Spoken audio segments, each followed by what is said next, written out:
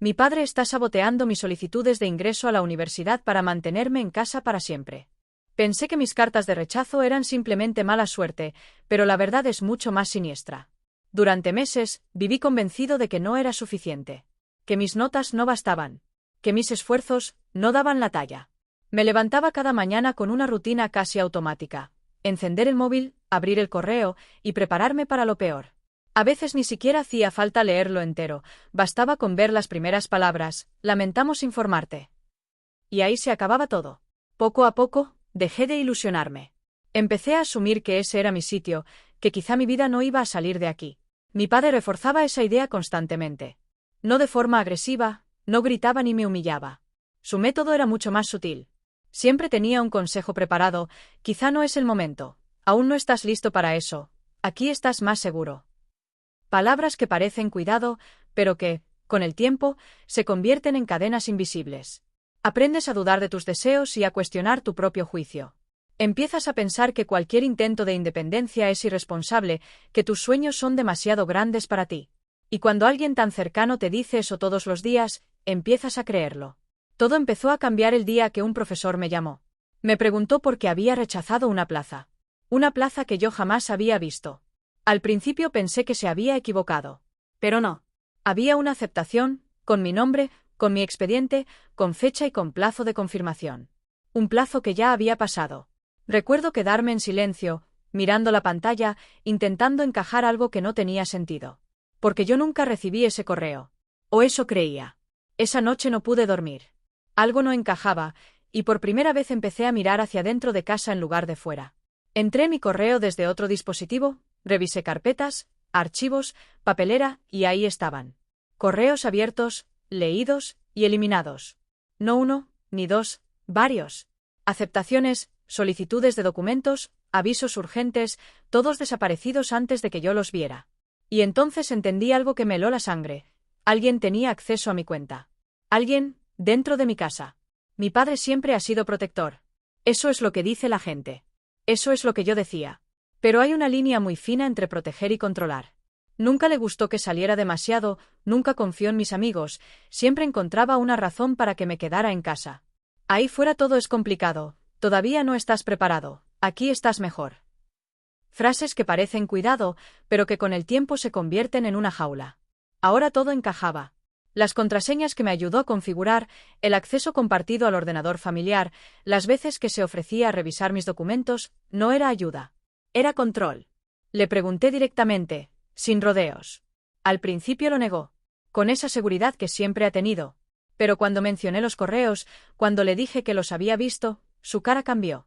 No fue rabia, no fue miedo. Fue algo peor, convicción.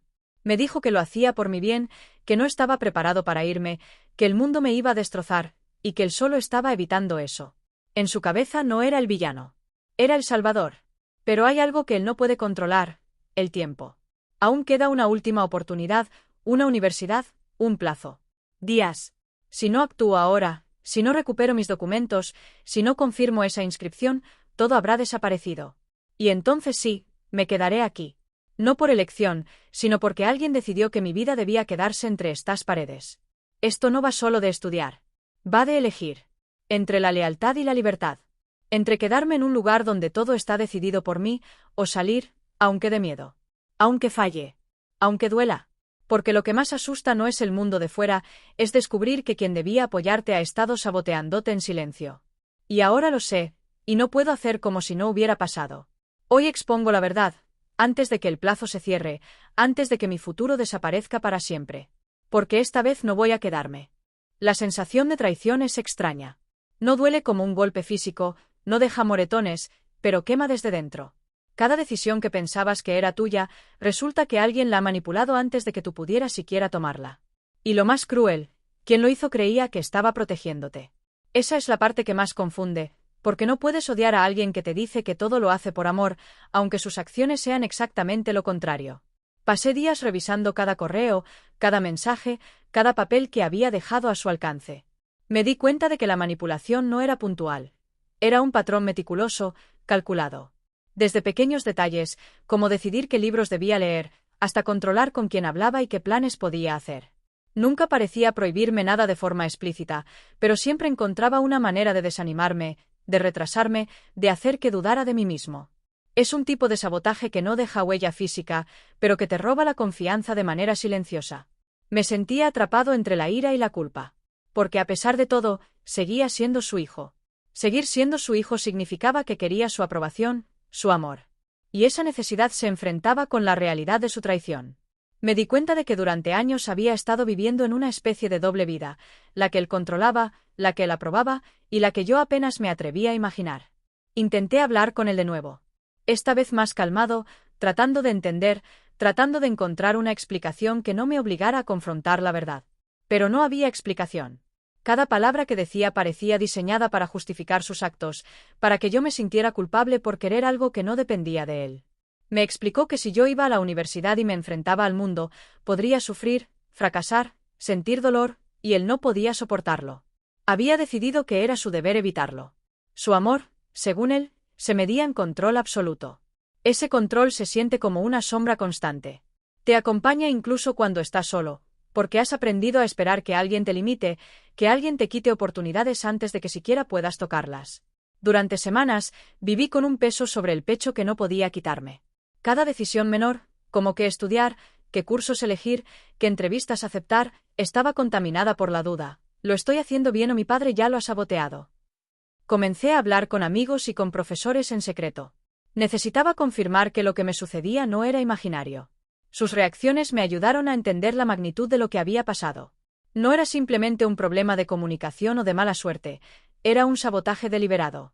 Todo lo que había creído que eran obstáculos normales, eran barreras que alguien había colocado intencionadamente para mantenerme en casa. Fue entonces cuando decidí que tenía que actuar. Pero no era fácil. La urgencia del plazo final me ponía bajo presión constante, y al mismo tiempo había miedo. Miedo de enfrentarlo, miedo de perder su amor, miedo de las consecuencias de desafiarlo. Porque cuando alguien controla tanto tu vida, cualquier acto de independencia parece un acto de traición. Y ahí es donde el dilema se vuelve doloroso. Quieres salir, pero al mismo tiempo temes que cada paso hacia tu libertad rompa lo poco que queda de vínculo familiar. Comencé a planear cuidadosamente. Recuperé todas mis cuentas, cambié contraseñas, guardé copias de cada documento importante en lugares seguros. Cada movimiento tenía que ser sigiloso. Sentía que estaba jugando una especie de partida de ajedrez con alguien que conocía todos mis movimientos.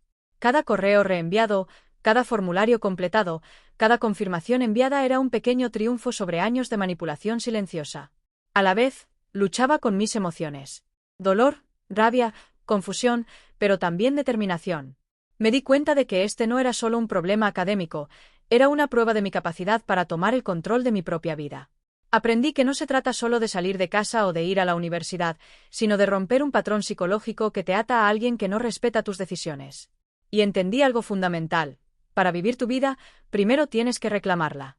Hoy, mientras escribo esto, siento que cada palabra es un acto de resistencia. Cada recuerdo, cada confesión que comparto conmigo mismo, es un paso para recuperar mi autonomía. Ya no puedo ignorar lo que pasó, ni puedo quedarme en silencio mientras alguien decide por mí.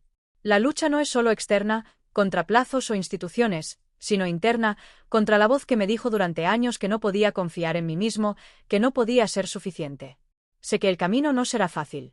Cada decisión que tome a partir de ahora estará marcada por la urgencia de no repetir el pasado. Pero también sé que la libertad exige valentía. Y si algo he aprendido es que la libertad no se pide, no se negocia, se reclama. Y eso es lo que estoy haciendo.